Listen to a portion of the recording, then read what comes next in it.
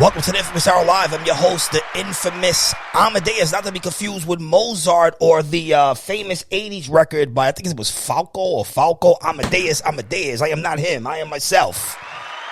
Okay? And of course, the show is sponsored by 97 Piff, the first ever fully organic can butter that infuses haze and hydro. As you know, we do everything from the 90s. So we are continuing the 90s tradition in 2022 and beyond. If you were watching the show last week, I have to apologize. I had the legendary Red Alert. And during the his portion of the interview, you guys saw a picture, and that's because I had a hangover and I forgot to hit the record button. But Dame, it was the Hennessy. I apologize, but he understands, right? But you can actually listen to the audio on Spotify, iTunes, and much more. And as we carry on the tradition of bringing the hottest, most legendary people, the guy with the cool shades in the green room needs no introduction. Dame Greese, welcome to the Inphamus Hour. It was good. So it's another week in hip hop. Now, I'm from Marble Hill, which is 225th and Broadway, not far from Harlem. Where I'm from in Marble Hill, we kind of consider ourselves uptown in a sense, right? Because it's like... Is that the Heights? Well, it's right past the Heights. So this is like where like John F. Kennedy High School is, right? So it's like, it's considered the Bronx, but it's Manhattan. But, we always kind of refer to ourselves as uptown, right? Bronx, Upper Manhattan, whatever. And I remember when I was growing up as a kid, there was so many relevant Harlem MCs, right? There was just a lot of them, like from the bigger ones of Big L and Mace to even someone like Herb McGruff, right? Who he may have not had the super commercial success, but you knew who he was, and he resonated with you. Why do you think in 2022 Harlem is not as dominant in the hip hop scene as it was in the 90s and early 2000s? The thing is, how can I say it? All right. I'm gonna do a quote for my partner, Bigger Threat. You know what I'm saying? Like, God bless when X was alive, and we both was living on the West Coast and shit. And X dog would ask Bigger, like, yo, what's up with the city, man? What's going on? My boy Bigger, he would be sarcastic. He said, because you niggas is not there. So I'm like, okay, that was a low good blow. Okay, I got you. You know what I'm saying? But at the same time, it's like, you gotta understand, like back then. I just go back, like myself, my group NIB, Mace, Cam, Children of Corn. Everybody used to freestyle with each other. You know what I'm saying? And Big L was the first person to get signed at our age range. You had Kumo D and Raw Bass and all them, but L was like, oh shit, and that's when we knew it was serious. You know what I'm saying? So everybody would do their unique own type of style. You know what I'm saying? So that's like one of the things that's missing out the city a little bit right now is people not taking time to do their own type of thing. You know what I'm saying? Like when you do it, how can I say, it's easy to duplicate something. It's like, okay, this is a part 12 of the same fucking song. Yeah. But if you jump out there and say, fuck it, I'm just going to do this. And I don't care who like me or not, but I'm doing this from my heart. That's what start breaking down walls and give you a whole unique sound. You know what I'm saying? But there's a lot of dudes in the city. Shout out to Rich Rama. Yeah. You know what I'm saying? He been doing this thing. Shout out to my boy OG Jazz. He's locked up right now. We try and get him out. You know what I'm saying? There's a lot of more guys and shit. I still sing in tune with everybody and shit. Yeah, as you should. Now, what would you say is the Harlem sound, right? Because Harlem has been through so many different types of sounds. Even going from the 70s, it sounded one way. 80s was another way. 90s was the real, like, freestyle battle rap, and then it kind of like when Diddy started claiming Harlem, it got glamorified a little bit, and then we went through like the Harlem Shake era, right, where you had like the G Deps and Ron Browse and who's that girl that was on Love and Hip Hop? Young B, yeah. So DJ Flipstar, Flipstar. So what era would you say kind of defines like Harlem? Like if someone never been to Harlem or is just like a new fan of hip hop and they want to find out, okay, what would be the sound that defines that part of the town? Which would it be and why? That's a good question. Like it's unique. Like let's say like my sound, 129th Street, Lenox at 5th, dark, hard shit that X and the Locks popped off for is still the Harlem sound.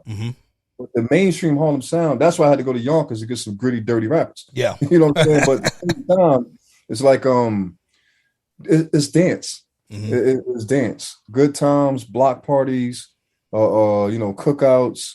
You say you're coming off the Cotton Club, the jazz scene, and everything. All entertainers from the 70s and 80s love to come to the Apollo.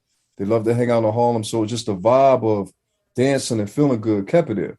So a quick little story on when me, Mace went up to Yonkers and we hooked up with D&Y. We starting the whole Rough Rider management thing and so on and so forth.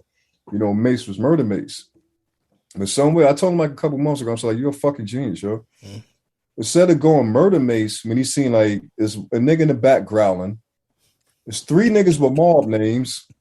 You know what I'm saying? Mace was like, I can hang with these niggas, but you know what? I'm going to go all the way Harlem. I'm going to go block party music. And he fucking killed them. Dun, dun, dun, dun, dun, dun, dun, dun, dun, shh. And that came out to the dance music. Yeah. So even with coming up to Pastor Webstar, Young B and all them, people out there still dance. You know what I'm saying? We got the Rucker. You know what I'm saying? Used to be dancing at half times and shit. So it just made the music that fit with the borough.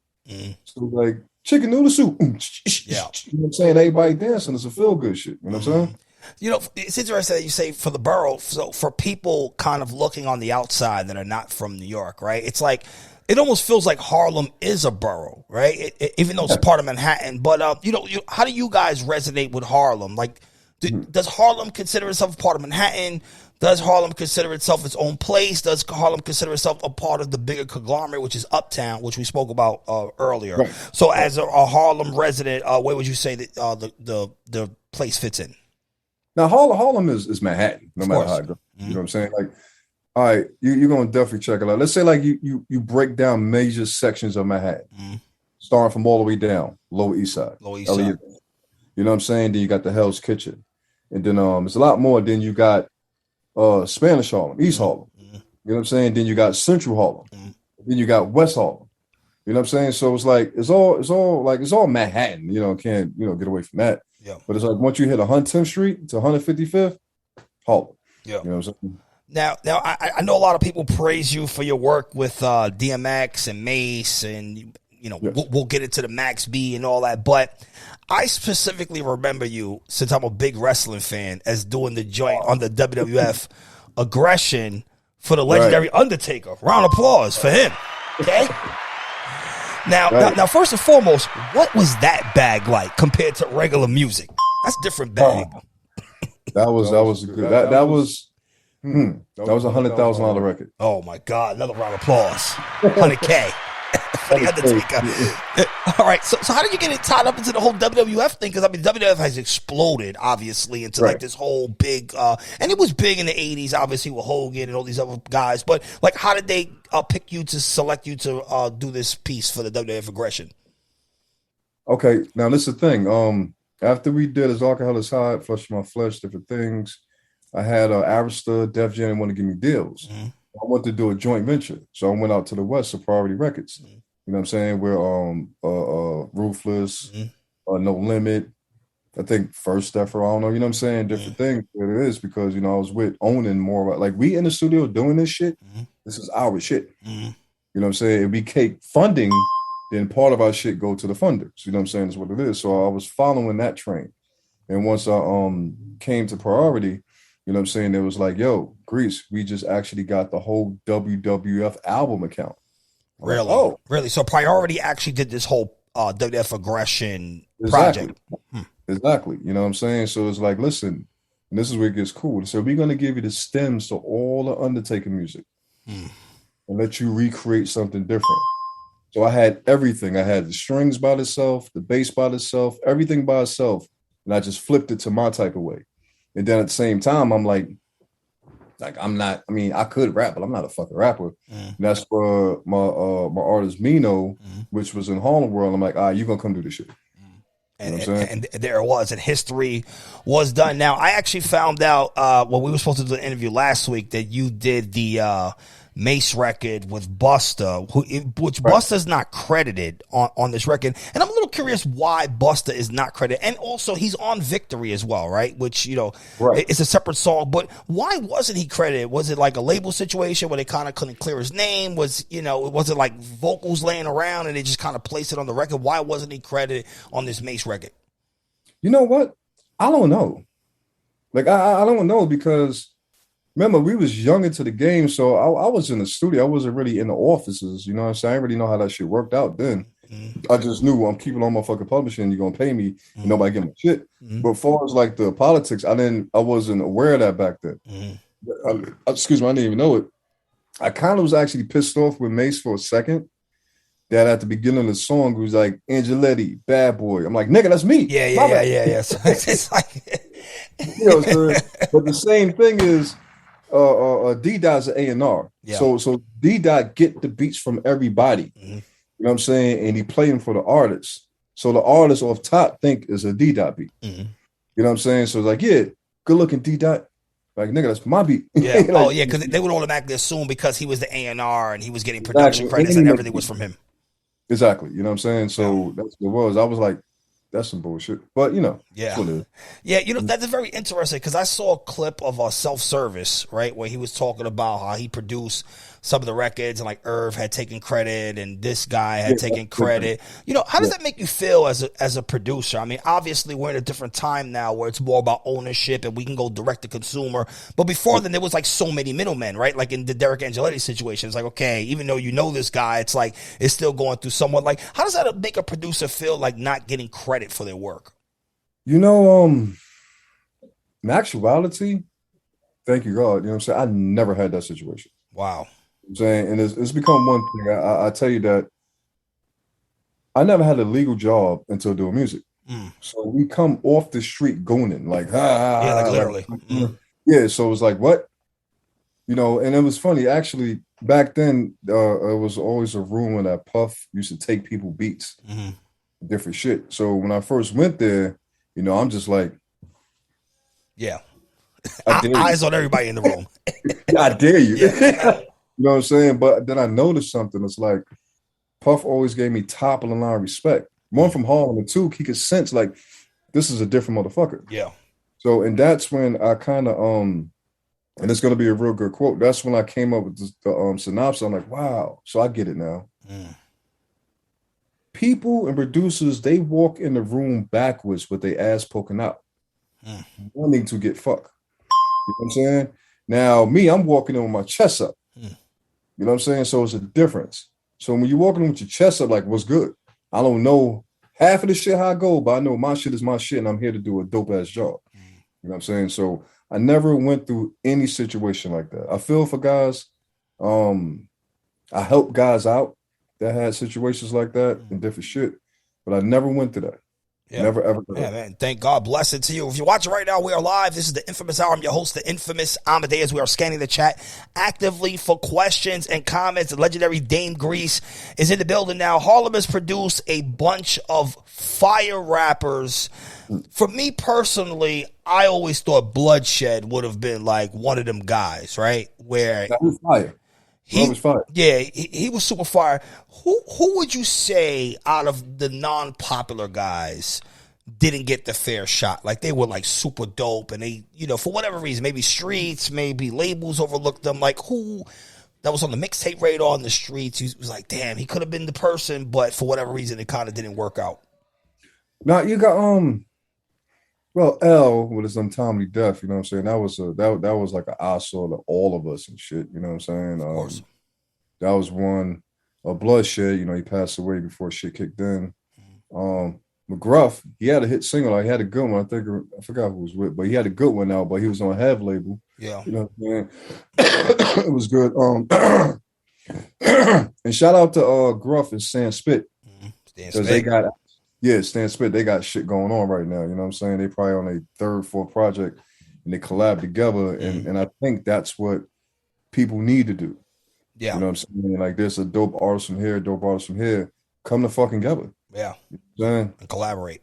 Yeah, so they got some good going on right now too. Yeah. How amazing is to see that in 2022 there is room for, legendary artists. Because this is kind of like the first time we have like an adult hip hop type of thing, right? Where we have like actual like adults, like so we got Nas dropping a bunch of projects. We got AZ, we got Papoose, we got like you said, Stan Spit, who else? Mac 10. I mean, everybody's dropping projects right now. So how amazing is that to see? And is it an adjustment to this type of workload, right? Because we're coming from systems where you would necessarily have an album and working for a year or 2 years. Obviously, DMX was different. But for the most guys, you would drop an album working for a year and a half. So, you know, how amazing is it to see? And are guys, or will they be like an adjustment trying to catch up to the music workload of 2022?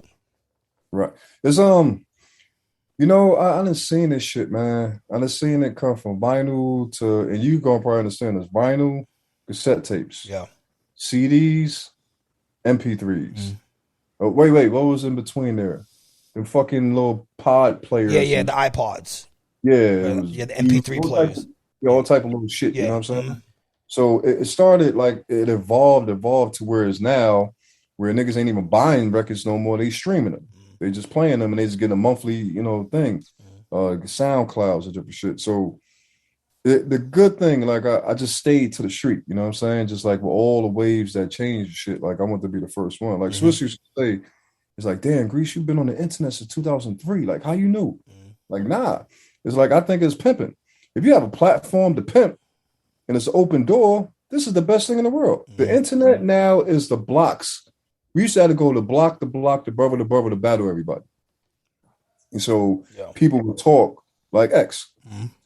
Ask Joaquin, you know what I'm saying? We was in that white Explorer going from here to Baltimore, throw a beat on, X cutting up everybody, whole neighborhood, next neighborhood. And I had people talking like, yo, it's a guy from Yonkers that be growling, you know what I'm saying? And everybody knew who he was. And then it popped. Now we got the YouTube, the SoundCloud, the different things, the Instagram, and so on and so forth.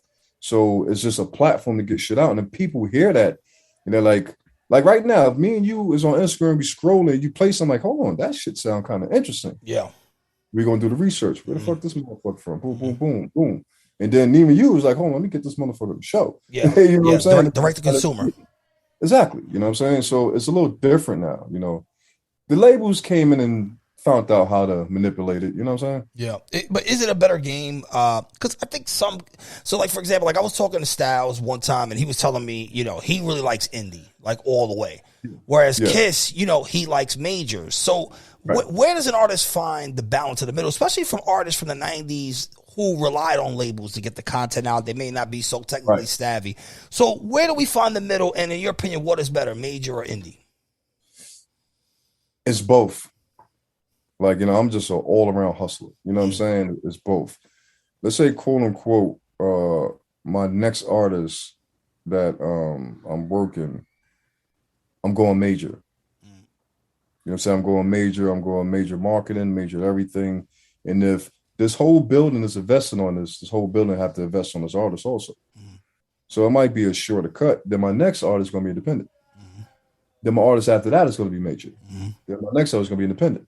So I'm going to go back and forth because keep it 100, like Dog was crazy, but if we ain't have Def Jam putting the gasoline on the fire, it'd be something different.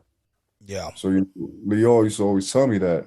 It's like, yo, Grease, call me anytime, but don't call me for no bullshit. Use me as a lawnmower man. Call me when it's time to mow some shit down. I'm like, I got you. You know what I'm saying? Yeah. I remember one time I was talking to someone, I can't remember who it was, but they had told me he did some work with Tricky, right? And you know, this is going in the crates, obviously, right? You know, so this is going in the crates. And how interesting is that to work with someone who's like not even from the United States, right? It's almost like a different sound. Like, do you have to adjust as a producer? Because I mean, you're a very well-rounded producer. I mean, you got Max B, you got MGK. I mean, you have everybody on the catalog. So working with someone who has a completely different market, like, how was that adjustment? It was Leo. It was Leo Cohen. That put that play together. Yeah, he put it together, and he was like, Grease, this is like an alternative. I don't even know what to call Trigger. That's my guy too. I don't know, it's indie rock. Yeah, it's like rock. Yeah, atmosphere is like he's dark. Dark. Y'all go do that shit. Go do the dark shit. You know what I'm saying? So at the same time, I flew out and we just was actually in the studio jamming and shit, smoking bud, rocking. And it was like we found the vibe. And when he went on, I only knew him from the movie. Yeah, because I know him from the group. It's like massive something. I forgot what he was like in a group or something before. Right. Yeah, that's like a rock group. And then when we started doing it, I was like, what are you gonna do? What are you gonna do? Mm-hmm. I didn't know what he was gonna do. And then he came on and was like, really wanna run away. I wanna run away. And I'm like, oh shit, this motherfucker's ill.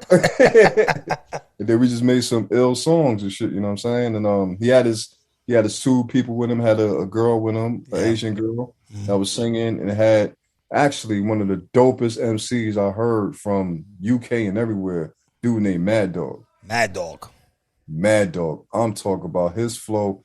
His flow then is UK drill now. And that's an adjustment, of course. Yeah, now. Is now. Mad Dog on the song, but they can't find the phone. You know what I'm saying? With some trippy flow. They used to call it garage. Yeah. That's super interesting. Now, I mean, you have an amazing production catalog that spans 25 years, not including probably what you did pre-97, in the era. And I always thought that the work you did with Nas was super dope, but maybe didn't get enough credit because of the placements. Like, I know the Nostradamus album wasn't like the critically acclaimed, and he had a lot of pressure on him. Obviously, he's coming off Illmatic. I mean, it was written, and then he got some slack for the I Am joint, and now we have this Nostradamus record, and I think you did one on another project. But do you think those records weren't received the way that they could have been? The thing was, I did Ghetto Prisoners on I Am. Yeah. And that went good. I was rocking this shit.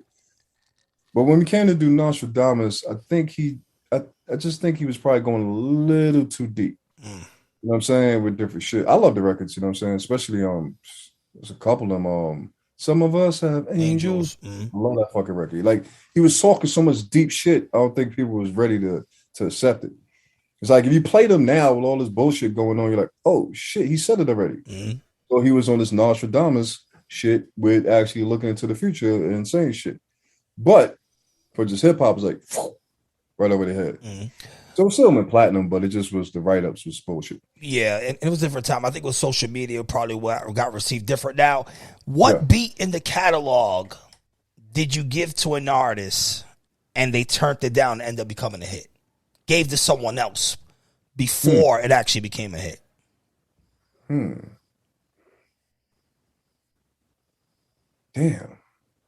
I ain't gonna lie. I can't even say that. Because actually, people I work with, I custom make the beats for them. Like, I don't go through my beat catalog. It's like, yo, quote unquote, you about to work with Nori. Nori wants you to come on. Okay. Nori, okay. All right. Noriega, Nas Escobar, Tragedy Gaddafi. Okay, they on some mob shit, some gangster shit. So let me cook this up. Do. And that's what I made, motherfucker, Body in the Trunk. So when I sent it to him, I was like, oh shit, that's it. It works perfectly. But because I think of the artist and I make the beat custom made for them. I don't really cycle through beats and shit. Like, whoever the artist is, that's why I was able to almost make every track different. You know what I'm saying? Because I didn't just go to a catalog or have my specific style of beats. I actually wanted to make a custom beat for that artist that nobody else ever done before. Yeah, and it's such an amazing catalog. And speaking of catalog, here in the Inphamus Hour, we have a top 5 segment. We've done everything from top 5 fast food sandwiches to top 5. And let me tell you, that's my most watched episode, top 5 fast food sandwiches. I swear, like, it's like, it believe it or not, it is the most watched episode, comments. I mean, it's actually incredible to think that fast food would triumph hip hop. But today's topic is top 5 hip hop albums of all time. Shoot for it. Right. All right. Let me go back to the food. You have to throw Harlem chopped cheese sandwich in that motherfucker. Oh, wait. Hold on. You got a top 5 fast food sandwiches? Yeah, Harlem chopped cheese. Boom. The Harlem chopped cheese. All right, so that's one. Okay, boom. You got the great Cat's Deli. Oh, Cat's Deli. Right. Yo, 2. I went to Cat's Deli and they try to charge like $80. Yeah. Like I said. Where I live now, I'll be ordering the $200 boxes and shit. Oh yeah, so you're good. Okay. Right. Yeah. Sheesh. Damn, it was a spot on the east side. I know they ain't open no more, but it was a Spanish spot between, what was that? Madison, 116th and 115th but the projects right next door, a little spot that they had the steak sandwiches I was smoking. Steak This sandwiches. before me. This is when I was a teenager. We used to go all the way down there just to get the motherfuckers. Okay, so that's 3. Right. I'm going through it. Okay, when I used to live in Mount Vernon, it was a little actually store that had the boar's head sandwiches. And I used to always get the turkey and cheese with mustard on rye bread, smoking. Okay, classic. That's Classic. 4. That's 4. With the mustard cheese. With the mustard cheese. Sheesh. Damn. And I gotta say the joint that was right on my block. Oh, taking all the way back. Maybe it was little dirty broke motherfuckers. The dollar spice ham and cheese. The dollar spice ham and cheese. Dollar spice ham and cheese. And it's amazing because none of these are fast food sandwiches. That's the thing about living in New York. Like, I don't live in New York anymore, right? So it's like I miss that type of like, I go to New York all the time, but I miss the luxury of like going to get like a ham and cheese or getting like this and that, right? So, all right, so we have your top 5 fast food sandwiches. I'm actually going to cut that and put that into this other episode.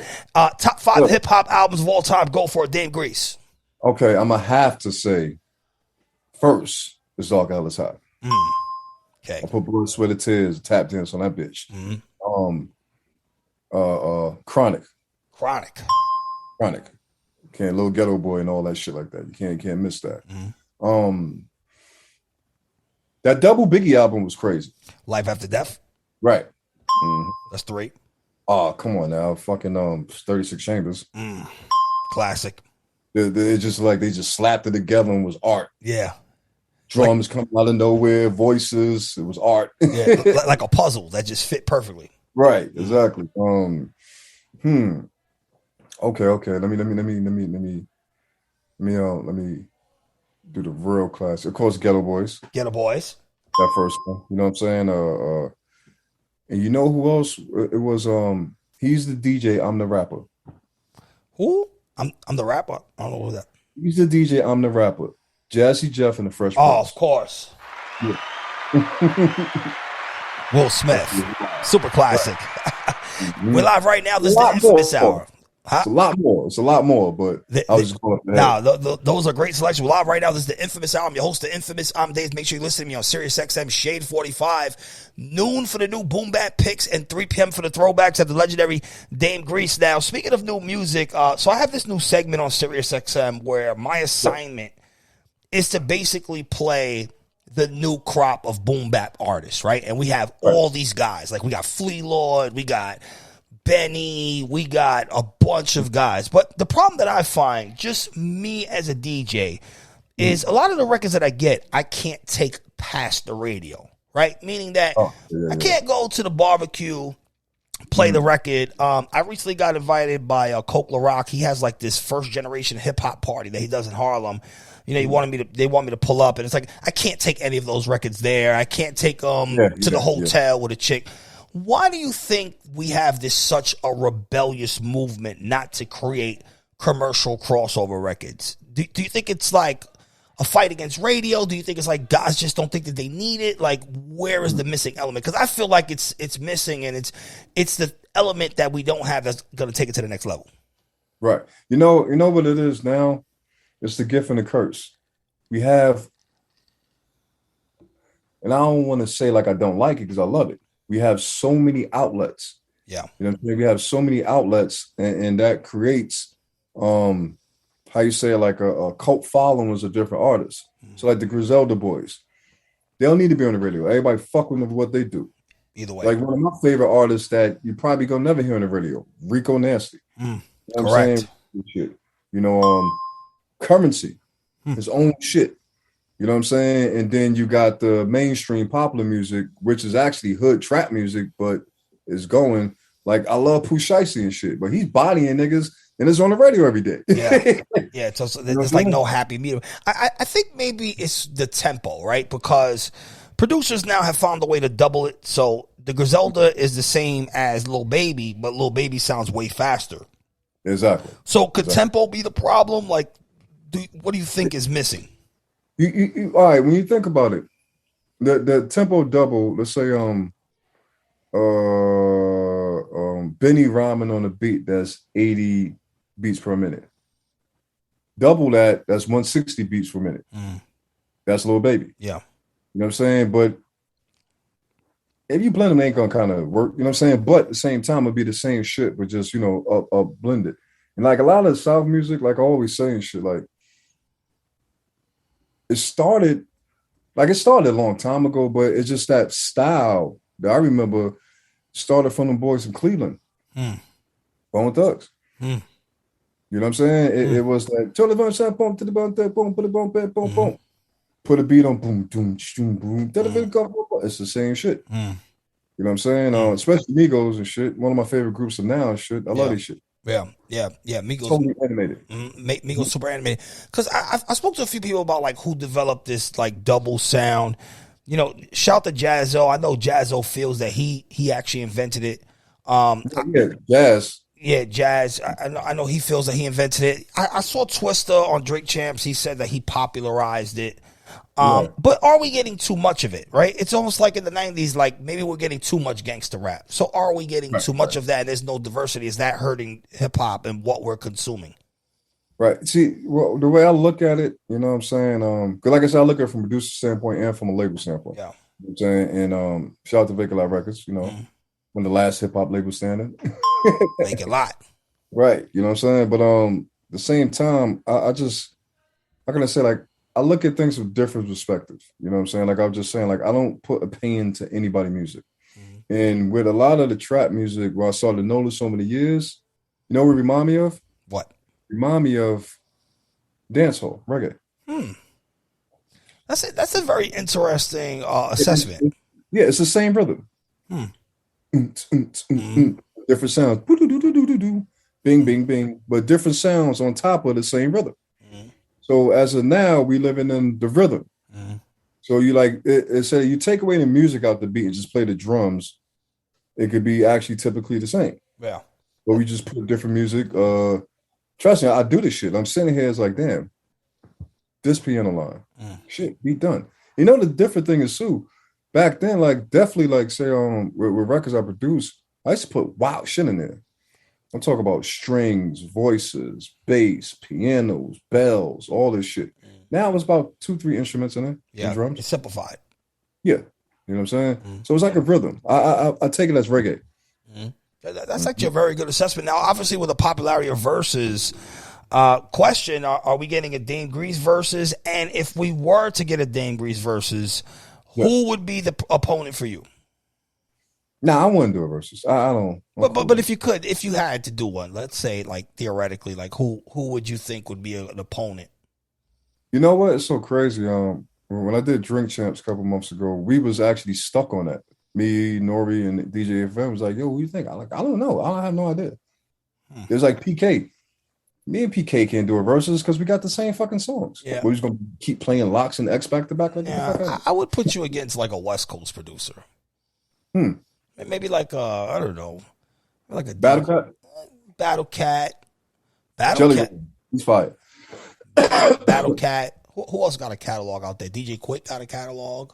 Yeah. I think you and Quick might do something. I mean, it's it's because with production, it's like you're going so many different places, so you can kind of just ping pong around. Like you can go to these records and that record, and like maybe that would be something that maybe we could see in the future. Right. Yeah. I mean, I'm with it, but I don't even know. Yeah.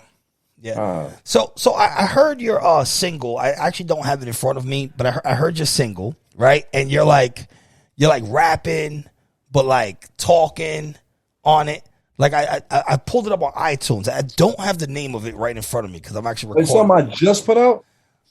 And maybe it was like 2 months ago. Like when we were gonna do the interview. Rolling good. So what makes you create records in 2022? I mean, you're obviously, you're good. You fly with the shades. I mean, you've done it all. What gives you the inspiration to still kind of create music, like especially your music, right? Because it's one thing to go and create a record with, AZ, but it's another thing for you to say as a musician, like, let me lay something on this. Right. See, the thing is, like, I respect artists so much that I will never want to jump on one of my own beats and be like, could the bit and be spitting like that. I don't want to do that because I like artists who rap. You know what I'm saying? I'm like a fan of artists, so I'm not going to be like, but I'm gonna come on and do something different. You know what I'm saying? And me doing that song, it's like there's no street goon music out. Mm. Definitely up top music. So that's what I did. It's like rolling, rolling, rolling, good, rolling Mm. through my hood, big city. You know what I'm saying? So it's Mm. just talk music. You know what I'm saying? Instead of like, like I'm not busting no balls. I'm Yeah. not doing it. Mm. I'm making statements though. Mm. I'm not busting balls. You want balls? I'll call in Jada Kiss and Styles and Chic. You Yeah. know what I'm saying? Major key alert.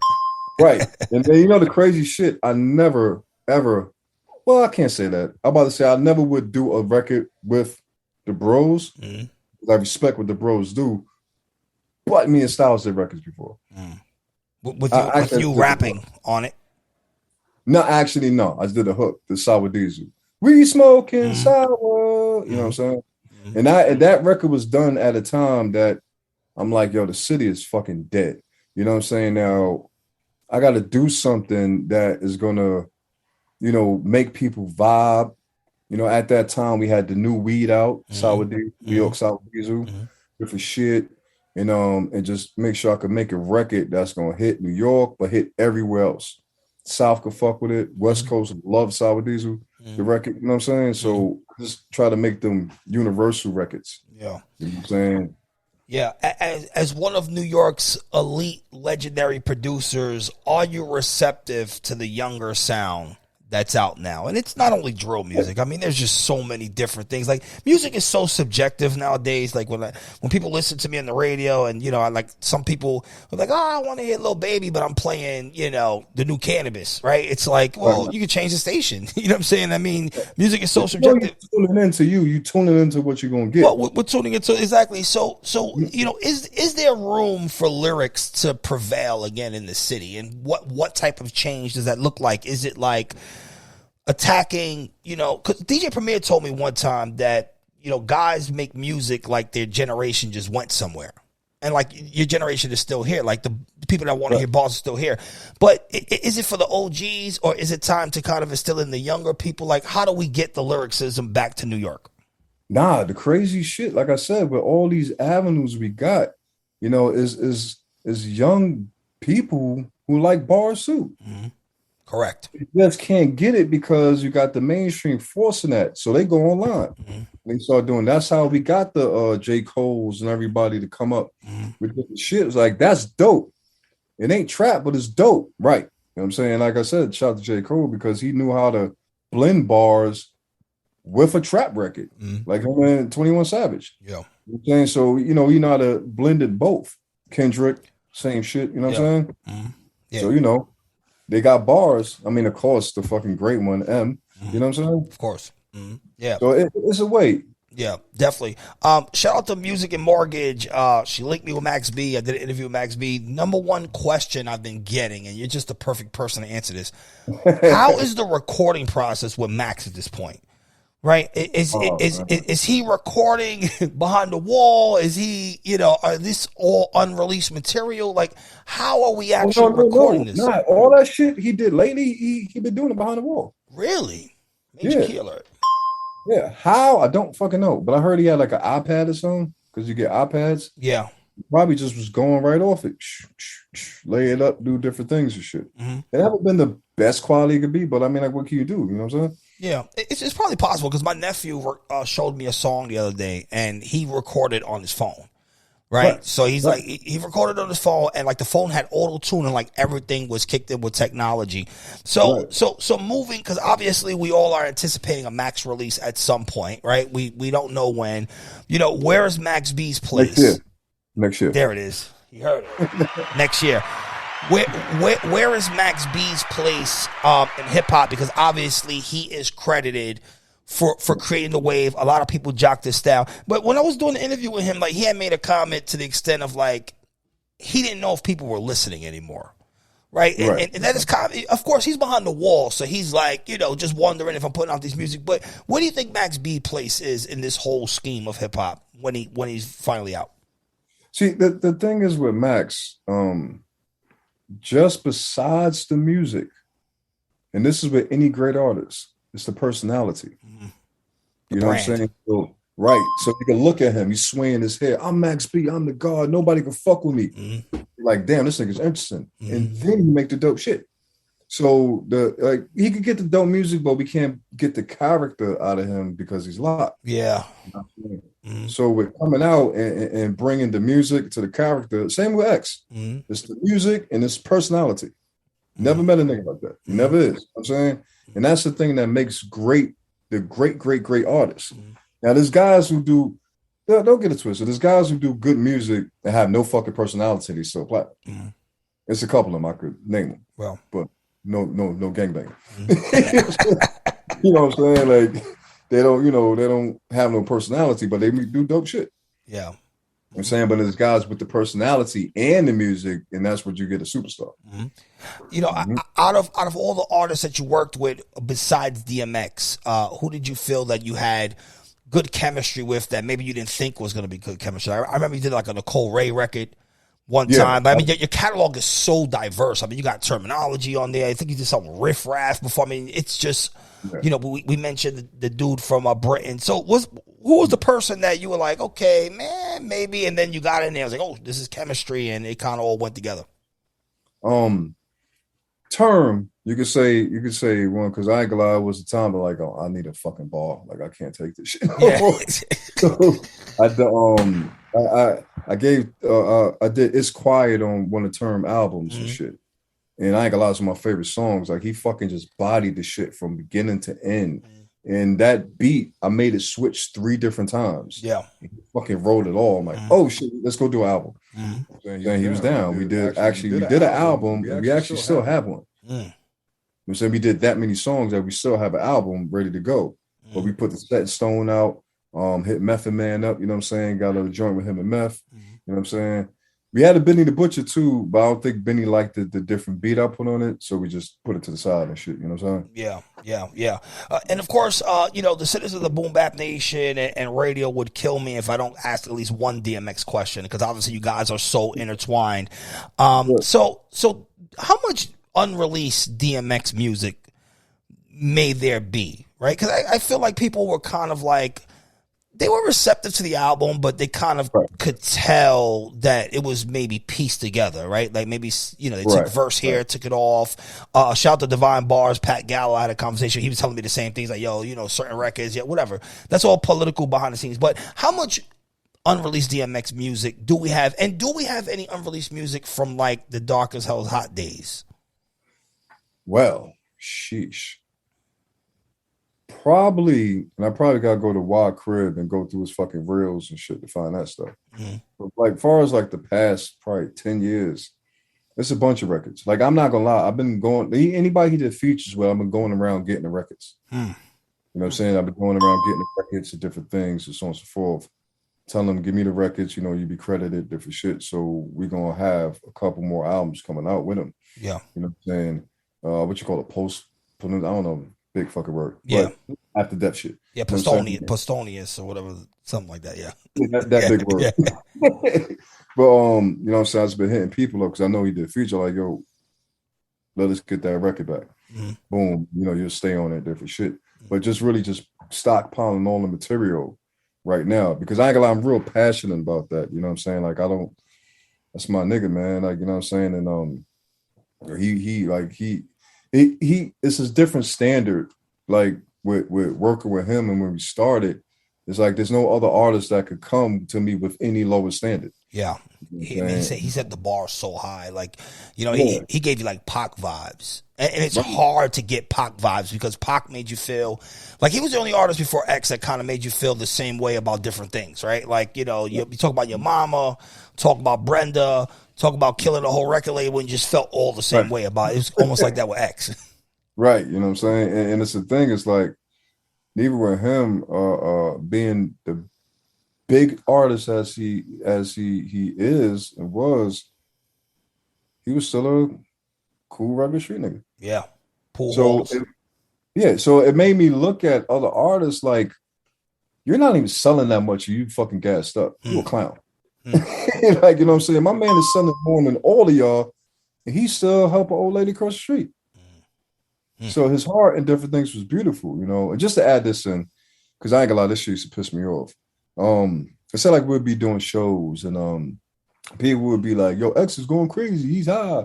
He's sweeping up the thing. He's sweeping up at Waffle House and all that. And people in the media would flip it like that. But they didn't know that he was so appreciative of people and people that got to work day to day and, you know what I'm saying, make minimum wage. He said, let me help you. Sit back. I'm going to give you a big tip and I'm going to do your job for you because I'm a real nigga. You know what I'm saying? But the way it flipped around was like, this nigga crazy. You know what I'm saying? Yeah, like it was out of pocket, yeah. Yeah, he was doing something that was like so ultra beautiful. You know what I'm saying? Like it was one show we did and it was good vibes. And we just in the back, you know what I'm saying? Smoking, drinking, talking shit. The whole menu cleaned out. We was leaving, you know what I'm saying? All the was cleaning up. He was like, nah, come on, y'all, let's help him. You know what I'm saying? We had a good show, let's help him clean up. I'm like, it's not a fucking problem. You know what I'm saying? We don't got no pedestals. We gonna help. Fuck that shit. You know what I'm saying? And that's why I know it's like, yeah, his bar was totally different. Now, the way they flip it, you know, just whatever, because you know a good headline. Of course, yeah. High of crack sweeping up the floor, like and all this stupid shit. You know what I'm saying? That shit used to piss me off. I'm like, yo, man. But you know, he was actually always beautiful like Grease. Don't even worry about it. This is how it comes. Don't even worry about it. Let's just do what we do from God's work and keep it moving. And he helped me a lot, calmed me down a whole lot. You know what I'm saying? Yeah. Because I could imagine there must have been like an adjustment. Like I learned this being in radio. The first mistake that I made going to radio was trying to treat it like it was the streets, right? It's like now you're operating in a corporate space, but you around a bunch of niggas that's from the streets, but now they moving in corporate spaces. So I can imagine for you that must have been a big adjustment. Yeah. But you gotta understand, we coming in with Rough Riders and shit, you know what I'm saying? Like we was coming in gooning. Yeah. Anyway. Yeah, like whatever, fuck you. Well, move. Yeah, fuck you. So it just came in aggressively, you know what I'm saying? Excuse me, as time went on, you know, we started like to learn like the business, like, okay. And now that's a double-edged sword too, because they like when you come in all crazy, like, yeah, turn the camera on, he's crazy, yeah. And then when shit ain't too good, it's like, yeah, look, he's crazy. Like, hold on, y'all just hyped this shit up. Like, now when they working out for you, it's a problem. Like, fuck you, like, you know what I'm saying? Yeah. So it's like we all came in street niggas. Yeah, and it is an adjustment. Once again, you're watching right now. This is the Inphamus Hour. I'm your host, the Infamous Amadeuz. We have the legendary Dame Grease. Dame Grease, final question. When it's all said and done, and it's long from being done, what is the Dame Grease legacy? I'm nowhere near finished filming this movie. This movie of life is still filming right now. You know what I'm saying? And thank you, you know what I'm saying, for everything that's been accomplished, you know, and different things, and just been a learning standpoint with a lot of different things. I just told somebody earlier, like we were so used to surviving, you know, I'm surviving, that we didn't take time to stop and say, yo, we actually living. Yeah. We actually successful. We actually living. You know, and we actually took that time out. That's when we lived in Arizona. We just would stay dirty all day and ride the cars, you know what I'm saying, and do shit like that because it just be like how we came. Yeah. And it make a difference that we all had a meal or something in our pocket. It's just like, nah, we just want to be cool, man. Yeah. You know what I'm saying? And it was a blessing, man. It still is. So I'm going to continue that, you know what I'm saying, in different joints with his kids, you know what I'm saying, with my family, because everybody's all, you know, interacted together and shit. And just really like, you know, still pushing new artists, you know, like I was saying earlier, I look for artists with a distinctive thing. Let's say like if you rap and like your whole shit was yodeling, like everybody like, yo, you crazy. I'll be like, hold on, do that to this beat right here. yeah, how you gonna flip it? Yeah, let me see, do that. Oh, that's dope. Do it again. That's dope. Do it. We got one. You know what I'm saying? And it just makes a whole new door. Yeah, a whole new door and sound. Dame Grease on the Inphamus Hour. So what projects do we have coming out? What can the fans look forward to? Damn, it's one that I want to say, but I can't say right now. Like that was fucking stupid. But it's a DMX project. Okay, a DMX project coming soon. Right. Yeah, you know, and it's very under wraps and very Very secretive. I'm told the lawyers, everybody's going through paperwork and different shit right now. You know what I'm saying? Just, making sure we get it right. Clearances is correct, a different thing. That's why I'm actually gathering so many features or different songs that have been done. Put it, and the same as like Pac, releasing more albums. Yeah, post. Yeah, after death and shit, as far as documentaries and films and all different type of shit. We have a lot of stuff lined up. Of course, man. Dame Grease on the Inphamus Hour. Of course, I'm your host, Inphamus Amadeuz, Sirius XM, Shade 45. Noon on the East and 3 p.m. for the throwbacks. Until next time, make sure you stay safe. Make sure you stay COVID-19 free. We'll see you then. Bang, bang.